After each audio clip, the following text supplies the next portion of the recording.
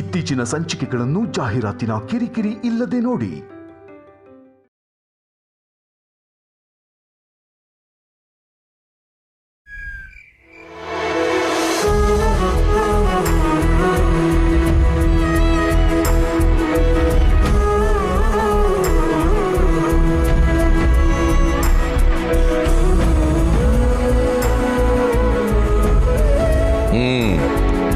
ಏನಪ್ಪ ವಿಹಾರಿ, ಹೋಮ್ವರ್ಕ್ ಮಾಡ್ತಾ ಇದೀಯಾ?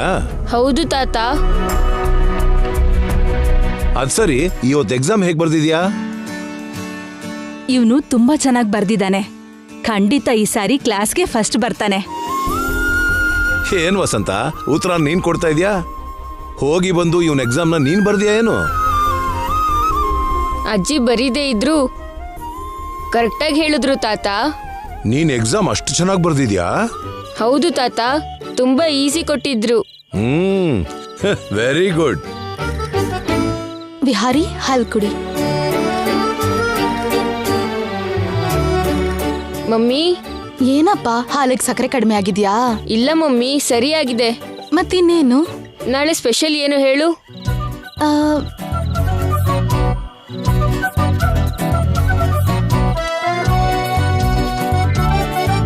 ನಾಳೆ ಸ್ಪೆಷಲ್ಲಾ?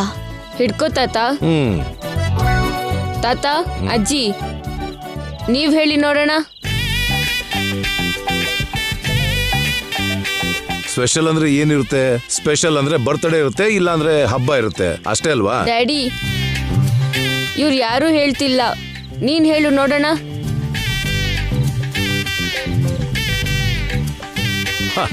ಅದೇನೋ ನೀನೇ ಹೇಳ್ಕಂದ. ಹಾಗೆಲ್ಲ ಆಗಲ್ಲ ತಾತ, ನೀವೇ ಹೇಳ್ಬೇಕು. ಬೇಕಾದ್ರೆ ಚಿಕ್ಕ ಕ್ಲೂ ಕೊಡ್ತೀನಿ. ನಾಳೆ ಒಂದು ಹಬ್ಬದ ದಿನ.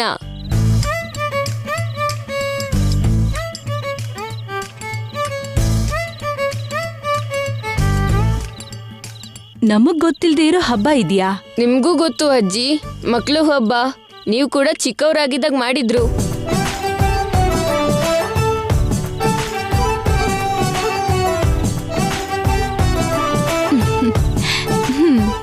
ನಾಳೆ ನವೆಂಬರ್ 14 ಅಂದ್ರೆ ಜವಾಹರ್ಲಾಲ್ ನೆಹರು ಹುಟ್ಟಿದ ದಿನ, ಮಕ್ಕಳ ದಿನಾಚರಣೆ. ಹೇ, ಕರೆಕ್ಟಾಗಿ ಹೇಳಿದ್ರಿ. ನಾವು ಓದ್ತಿರುವಾಗ ಮಕ್ಕಳ ದಿನಾಚರಣೆ ಪ್ರಯುಕ್ತ ನಮ್ಮ ಸ್ಕೂಲಲ್ಲಿ ಎಷ್ಟೋ ಆಟದ ಸ್ಪರ್ಧೆ ಇರ್ತಾ ಇತ್ತು. ಅದರಲ್ಲಿ ನಾನು ಪಾಲ್ಗೊಂಡು ಎಲ್ಲದರಲ್ಲೂ ಫಸ್ಟ್ ಪ್ರೈಸ್ ತಗೋತಾ ಇದ್ದೆ. ನಿಜಾನ ಡ್ಯಾಡಿ? ನಿಜ ಪುಟ್ಟ. ನಿಮ್ ಡ್ಯಾಡಿ ತರೋ ಪ್ರೈಸಿಂದ ಮನೆಯೆಲ್ಲ ತುಂಬ ಹೋಗೋದು. ಚಿಕ್ಕವನಿದ್ದಾಗ ಮನೇಲಿ ಎಲ್ಲಿ ನೋಡಿದ್ರು ಮೆಡಲ್ಸು, ಪ್ರೈಸೇ ಕಾಣಿಸ್ತಿತ್ತು. ನೀನು ತುಂಬಾ ಗ್ರೇಟ್ ಡ್ಯಾಡಿ. ನಿನ್ ಡ್ಯಾಡಿಗೆ ಮಾತ್ರ ಅಲ್ಲಪ್ಪ, ನಾನ್ ಚಿಕ್ಕವನಿದ್ದಾಗ ನನಗೂ ಕೂಡ ತುಂಬಾ ಪ್ರೈಸ್ಗಳು ಬಂದಿತ್ತು. ಹಾಗಾದ್ರೆ ನೀನು ಗ್ರೇಟ್ ತಾತ. ನಾಳೆ ನಿಮ್ ಸ್ಕೂಲಲ್ಲಿ ಏನಾದ್ರೂ ಸ್ಪೆಷಲ್ ಇದೆಯಾ? ನಾಳೆ ಸ್ಕೂಲಲ್ಲಿ ಡ್ರೆಸ್ಸಿಂಗ್ ಕಾಂಪಿಟೇಷನ್ ಇದೆ ಮಮ್ಮಿ. ಸ್ಪರ್ಧೆಲಿ ಗೆದ್ದವ್ರಿಗೆ ಪ್ರೈಸ್ ಕೂಡ ಕೊಡ್ತಾರಂತೆ. ನಾಳೆ ನಾನು ಯಾವ ಡ್ರೆಸ್ ಹಾಕೊಳ್ಳಿ? ಯಾವ ಡ್ರೆಸ್ ಚೆನ್ನಾಗಿರುತ್ತೆ?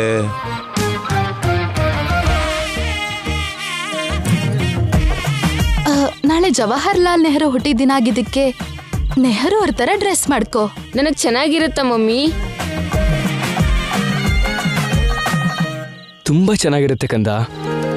ಅವ್ರ ತರ ಡ್ರೆಸ್ ಮಾಡ್ಕೊಂಡ್ರೆ ಆಗ ನೀನ್ ಕೂಡ ಥೇಟ್ ನೆಹರು ಅವರ ಹಾಗೆ ಕಾಣಿಸ್ತೀಯ. ಇದೇ ಬೆಸ್ಟ್ ಚಾಯ್ಸ್. ನೆಹರುಗೆ ಮಕ್ಕಳು ಅಂದ್ರೆ ತುಂಬಾ ಇಷ್ಟ. ಅವರು ಮಕ್ಕಳಿಗೋಸ್ಕರ ತುಂಬಾ ಟೈಮ್ ಸ್ಪೆಂಡ್ ಮಾಡ್ತಿದ್ರು. ತುಂಬಾ ದೊಡ್ಡ ವ್ಯಕ್ತಿ. ಅದಕ್ಕೆ ದೇಶ ಇಡೀ ಅವ್ರ ಹುಟ್ಟಿದಬ್ಬನ ಮಕ್ಕಳ ದಿನಾಚರಣೆ ಅಂತ ಆಚರಿಸ್ತಾರೆ. ನೀನ್ ಆ ಡ್ರೆಸ್ ಹಾಕೋ, ಖಂಡಿತ ಫಸ್ಟ್ ಪ್ರೈಸ್ ನಿನ್ಗೆ ಬರುತ್ತೆ. ಜವಾಹರ್ಲಾಲ್ ನೆಹರು ಅಷ್ಟೊಂದು ದೊಡ್ಡವರ ತಾತ? ಹೌದು ಕಂದ, ಅವರು ತುಂಬಾ ದೊಡ್ಡ ವ್ಯಕ್ತಿ. ಪ್ರೈಸ್ಗೆ ಅಂತ ಅಲ್ದಿದ್ರು. ಅವ್ರ ದೊಡ್ಡತನನ ಎಲ್ಲರಿಗೂ ಹೇಳೋದಿಕ್ಕಾದ್ರೂ ನಾನು ಜವಾಹರ್ಲಾಲ್ ನೆಹರು ಡ್ರೆಸ್ ಹಾಕೋತೀನಿ ಮಮ್ಮಿ. ಮುದ್ದು ಮರಿ. ತಗೋ, ಬೇಗ ಹಾಲು ಕುಡಿ.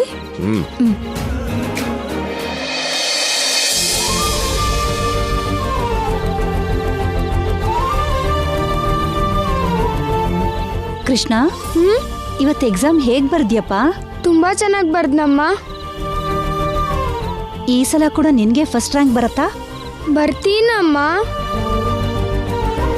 ಈಗ ಮಾತ್ರ ಅಲ್ಲ, ಯಾವಾಗ್ಲೂ ನಾನೇ ಫಸ್ಟ್ ಬರೋದು. ನನ್ಗೆಲ್ಲ ಆ ಕೃಷ್ಣನೇ ನೋಡ್ಕೋತಾನೆ. ಅಮ್ಮ, ಏನ್ ಕಂದ? ನಾಳೆ ನಮ್ಮ ಸ್ಕೂಲಲ್ಲಿ ಡ್ರೆಸ್ಸಿಂಗ್ ಕಾಂಪಿಟೇಷನ್ ಇಟ್ಟಿದ್ದಾರಂತೆ. ಅದ್ರಲ್ಲಿ ನಾನು ಸೇರ್ಕೊಂಡಿದ್ದೀನಮ್ಮ. ಸರಿ ಕಂದ, ನಿನ್ಗಿಷ್ಟ ಇದೆ ಅಂದ್ರೆ ಅದ್ರಲ್ಲೂ ಸೇರ್ಕೋ. ಚೆನ್ನಾಗಿ ಎಕ್ಸಾಮ್ ಬರೀಬೇಕು. ಅದು ಎಕ್ಸಾಮ್ ಅಲ್ಲ ಅಮ್ಮ. ಎಕ್ಸಾಮ್ ಅಲ್ವಾ? ಡ್ರೆಸ್ಸಿಂಗ್ ಕಾಂಪಿಟೇಷನ್ ಅಂದ್ರೆ ಏನ್ ಕಂದ?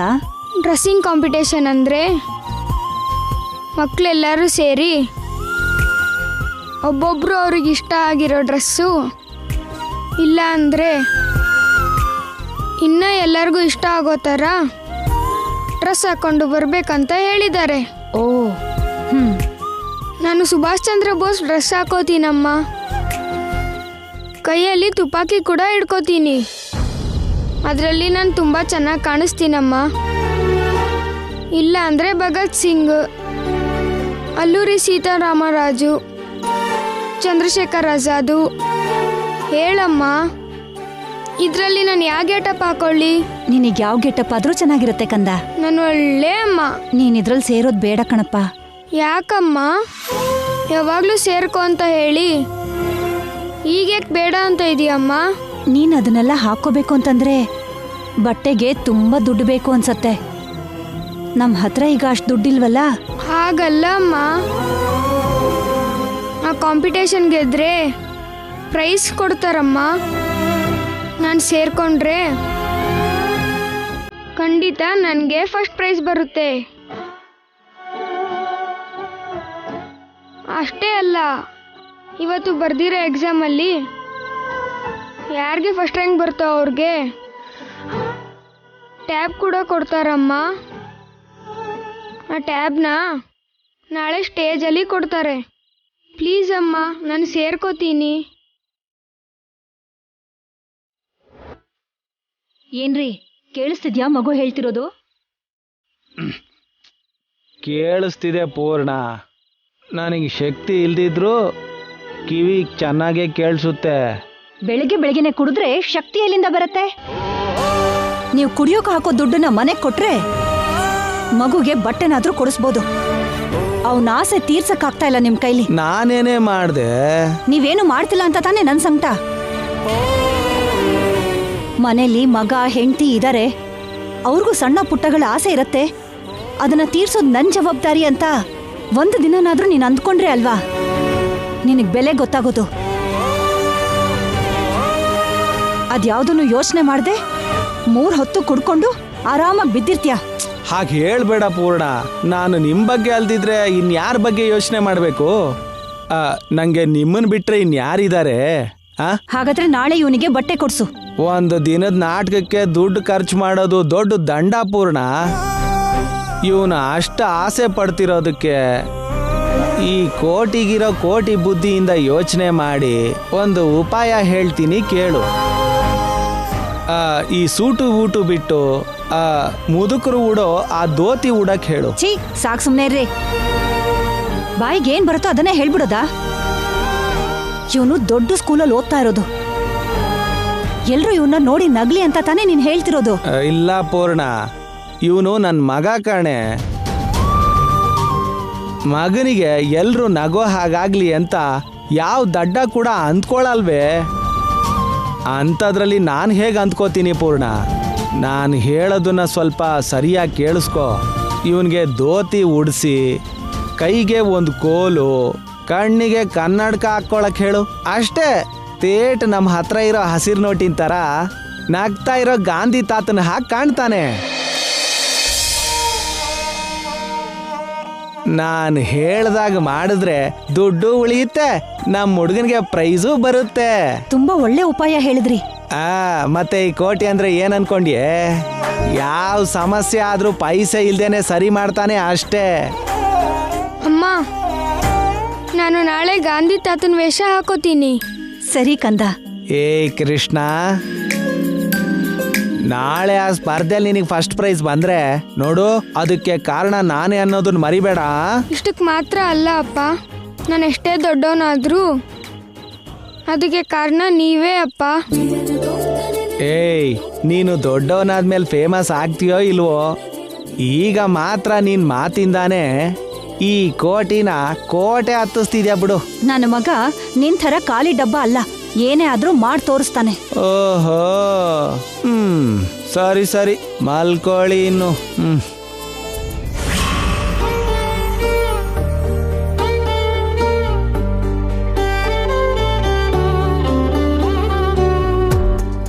ಏನಂದ್ರೆ ವನಜಾಕ್ಷಿ ಅದಕ್ಕೆ ಸರಿ ಹೋಗ್ತಾರಾ? ಇಲ್ಲಿರೋ ಡಾಕ್ಟರ್ಸ್ ಹೇಳಿದಾರೆ ಅಲ್ವಾ ಶ್ಯಾಮ, ಫಾರಿನ್ ನಿಂದ ಜೋಸೆಫ್ ಅನ್ನೋ ಡಾಕ್ಟರ್ ಬರ್ತಾರಂತಲ್ಲ. ಅವ್ರು ಇದಕ್ಕೂ ಮುಂಚೆ ಫಾರಿನಲ್ಲಿ ಇಂಥ ಕೇಸ್ ತುಂಬಾ ಡೀಲ್ ಮಾಡಿದಾರಂತೆ. ಹೋಪ್ ಫಾರ್ ದ ಬೆಸ್ಟ್, ಒಳ್ಳೇದಾಗ್ಲಿ ಅಂತ ಬೇಡ್ಕೊಳ್ಳೋಣ. ಕೃಷ್ಣ, ವನಜಾಕ್ಷಿ ಅದಕ್ಕೆ ಬೇಗ ಗುಣ ಆಗೋ ಹಾಗೆ ಮಾಡು.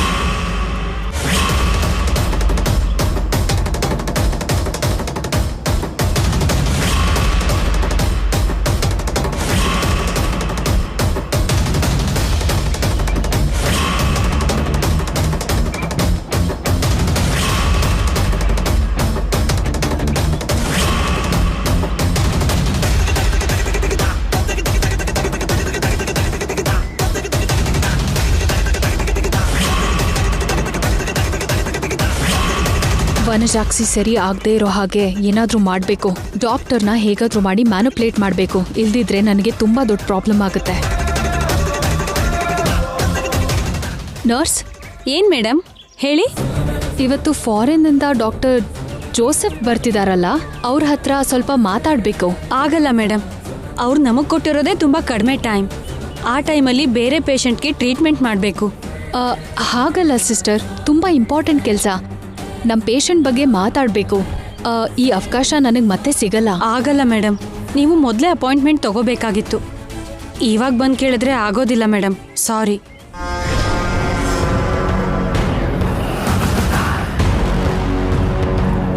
ಈಗೇನು ಮಾಡಲಿ? ಅವನು ವನಜಾಕ್ಷಿನ ಕ್ಯೂರ್ ಮಾಡಿಬಿಟ್ರೆ?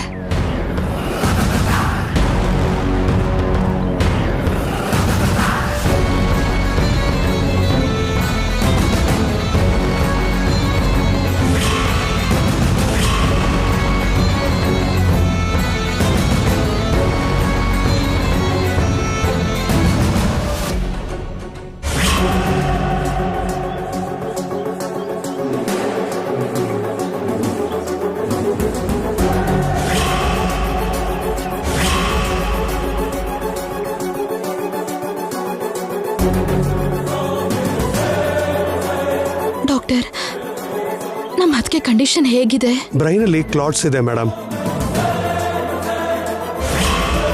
ಅದನ್ನು ಕರಗಿಸೋದಕ್ಕೆ ಮೆಡಿಸಿನ್ ಕೊಡ್ತಾ ಇದೀವಿ. 99% ಅವರು ಮಾಮೂಲಿ ಥರ ಆಗೋದು ಕಷ್ಟ ಇದೆ.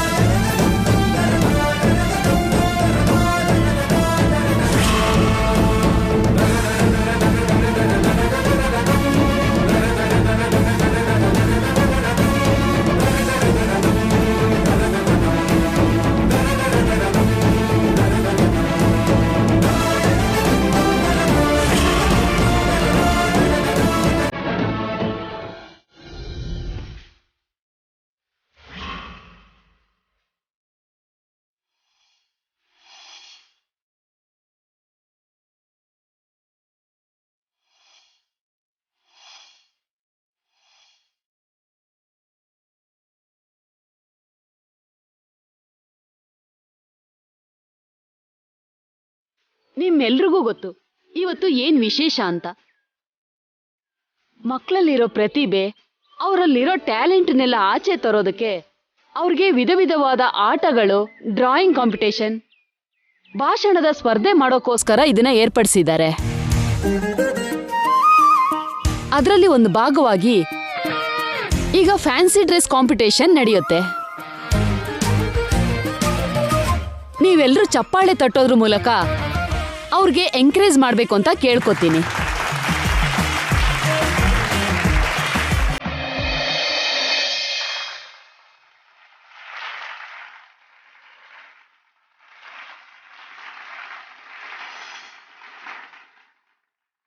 ಸ್ವಾತಂತ್ರ್ಯ ಹೋರಾಟದಲ್ಲಿ ಸುಭಾಷ್ ಚಂದ್ರ ಬೋಸ್ ಮುಖ್ಯವಾದವರು.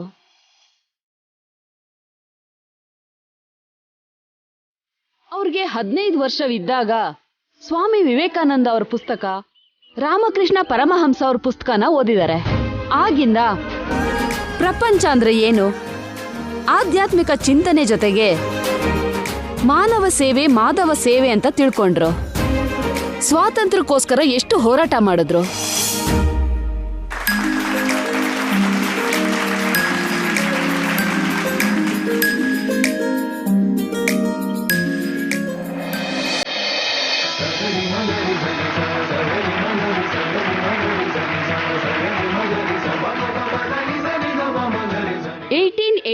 ನವೆಂಬರ್ನಲ್ಲಿ ಜವಾಹರ್ಲಾಲ್ ನೆಹರು ಅವರು ಹುಟ್ಟಿದ್ರು. ಭಾರತ ದೇಶದ ಮೊದಲ ಪ್ರಧಾನಿ. ಸ್ವಾತಂತ್ರ್ಯಕ್ಕೋಸ್ಕರ ಎಷ್ಟು ಹೋರಾಟ ಮಾಡಿದ್ರು. ಭಾರತದ ರಾಜಕೀಯದಲ್ಲಿ ಮುಖ್ಯವಾದ ಪಾತ್ರ ವಹಿಸಿದ್ರು. ಇವರು ಬರಹಗಾರರು, ಪಂಡಿತರು ಮತ್ತೆ ಚಿತ್ರಕಾರರು. ನೆಹರು ಅವರಿಗೆ ಮಕ್ಕಳು ಅಂದ್ರೆ ತುಂಬಾನೇ ಪ್ರೀತಿ.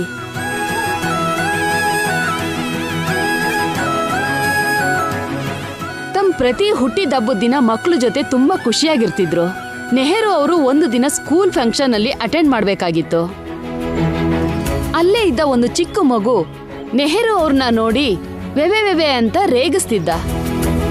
ಅಷ್ಟು ಸರಳ ಮನಸ್ಸು ನಮ್ ನೆಹರು ಅವ್ರದ್ದು. ಅಂತ ಮಹನೀಯರು ಹುಟ್ಟಿದ ದಿನಾನ ಚಿಲ್ಡ್ರನ್ಸ್ ಡೇ ಆಗಿ ಆಚರಿಸ್ತಿರೋದು ನಮ್ಗೆ ತುಂಬಾ ಸಂತೋಷ.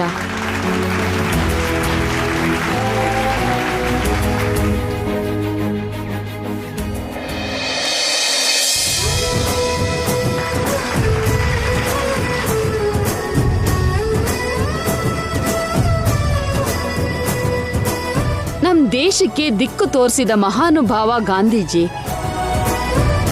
ಅವ್ರನ್ನ ರಾಷ್ಟ್ರಪಿತ ಅಂತಾರೆ.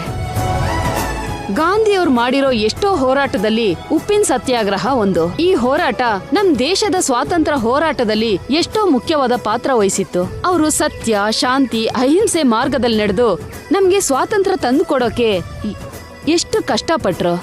ನಮ್ ಗಾಂಧೀಜಿ ಹಾಗೆ ನಾವು ಕೂಡ ಸತ್ಯ, ಶಾಂತಿ, ಅಹಿಂಸೆ ಮಾರ್ಗದಲ್ಲಿ ನಡೆದು ನಮ್ ದೇಶದ ಭವಿಷ್ಯನ ಕಾಪಾಡಬೇಕು.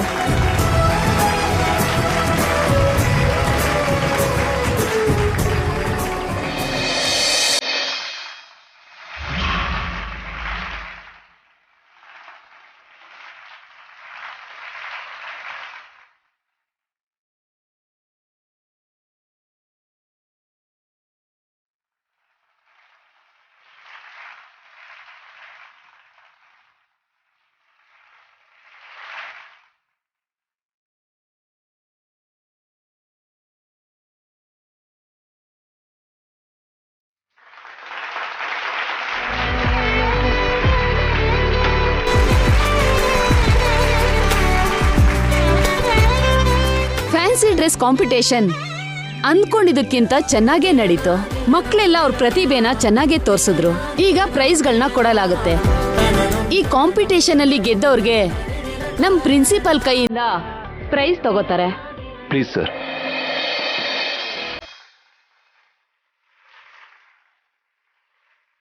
ಫಸ್ಟ್ ಪ್ರೈಸ್ ಭಾರತ ಮಾತೆ.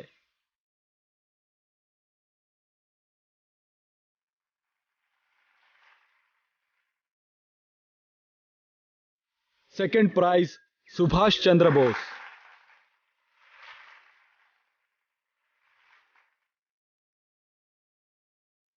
Third prize Swami Vivekananda.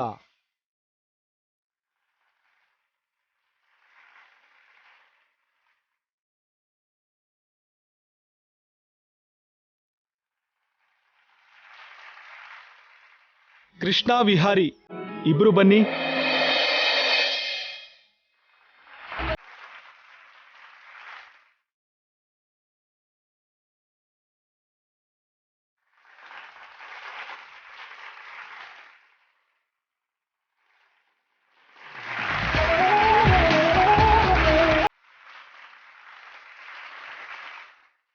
ಹೋಗಿ.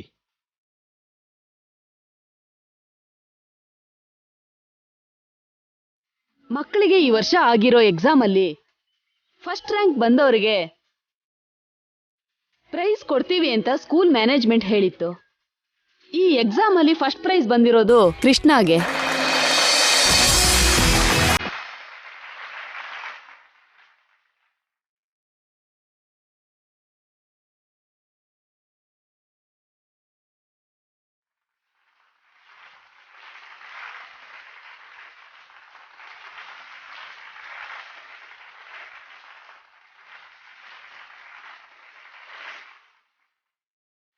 ತುಂಬಾ ಚೆನ್ನಾಗಿದೆ, ತುಂಬಾ ಚೆನ್ನಾಗಿದೆ ಕೃಷ್ಣ.